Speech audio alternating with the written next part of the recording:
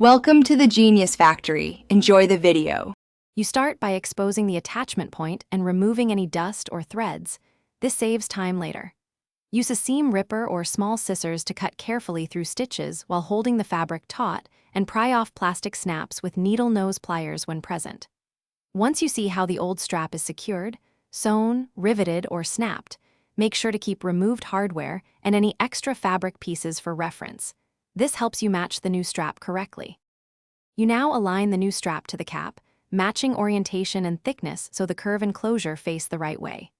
Thread the strap through internal loops or slots exactly as the old one sat, and hold tension to check fit before fastening.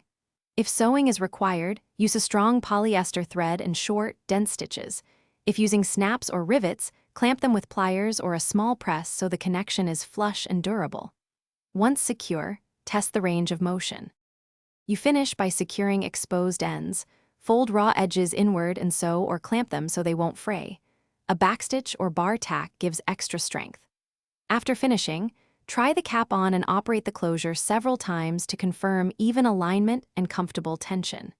If you notice shifting, unfasten the hardware and reposition the strap slightly closer to the center, then reinforce with an extra line of stitches. This fixes common misalignment issues.